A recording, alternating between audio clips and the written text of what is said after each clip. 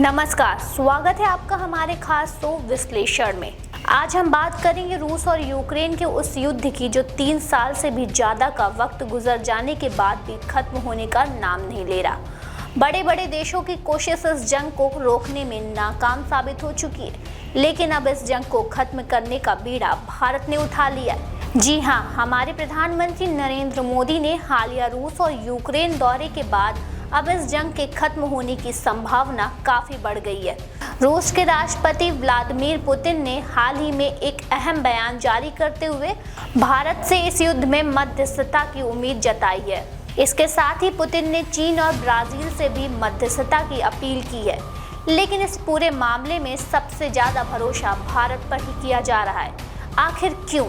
यही जानने की कोशिश करेंगे आज हमारी इस विशेष रिपोर्ट में। रूस यूक्रेन के बीच जारी इस संघर्ष को समाप्त करने के लिए भारत के पास आखिर ऐसा क्या है जो दुनिया की महाशक्तियों के पास नहीं है? इसका सीधा जवाब है भारत का निरपेक्ष सिद्धांत और उसकी बढ़ती अंतर्राष्ट्रीय ताकत। भारत वो इकलौता देश है जो इस युद्ध के दौरान भी दोनों देशों के साथ कूटनीतिक संबंध बनाए रखने में सफल रहा है। रूस के साथ भारत के ऐतिहासिक संबंध, यूक्रेन के साथ बढ़ते व्यापारिक रिश्ते दोनों ही इस बात को साबित करते हैं कि भारत दोनों पक्ष के शांतिपूर्ण ढंग से बातचीत करने की क्षमता रखता है। हाल ही में जब प्रधानमंत्री मोदी ने यूक्रेन का दौरा किया तो उन्होंने एक स्पष्ट संदेश दिया कि भारत इस युद्ध को खत्म कराने में सकारात्मक भूमिका निभा सकता है। पुतिन ने सिर्फ भारत ही नहीं बल्कि चीन और ब्राजील से भी मध्यस्थता की अपील की है। लेकिन क्या ये देश इस जंग को खत्म करने में कारगर साबित हो सकते हैं? आइए पहले बात करते हैं चीन की। चीन रूस का सबसे बड़ा व्यापारिक भागीदार है। पिछले 13 सालों से रूस के आयात में चीनी वस्तुओं की हिस्सेदारी 30% से भी ज्यादा रही है। रूस के सैन्य औद्योगिक उपकरणों का एक बड़ा हिस्सा चीन से आता है। ऐसे में चीन इस युद्ध को रुकवाने में कितनी मदद करेगा, इस पर सवाल उठते हैं। अब बात करें ब्राजील की। ब्राजील की कूटनीति का आधार हमेशा से शांति और समानता का रहा है। ब्राजील के रूस और यूक्रेन दोनों के साथ अच्छे संबंध हैं। उसकी अंतर्राष्ट्रीय छवि भी इस बात की ओर इशारा करती है कि वह शांति स्थापित करने में मददगार साबित हो सकता है।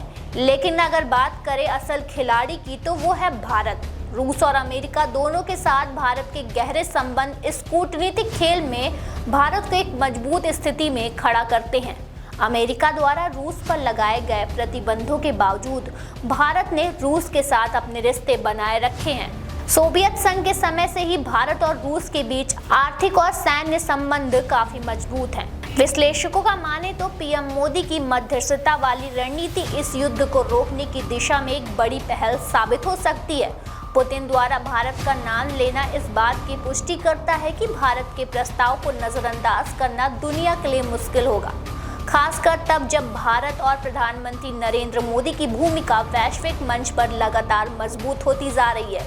तो कुल मिलाकर रूस यूक्रेन युद्ध को खत्म कराने की दिशा में भारत की भूमिका पहले से कहीं ज्यादा महत्वपूर्ण हो गई है।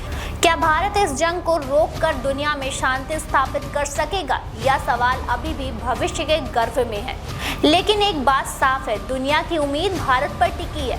अगर आपको हमारा वीडियो पसंद आए तो लाइक और सब्सक्राइब जरूर करें और अपना विचार कमेंट बॉक्स में साझा करें।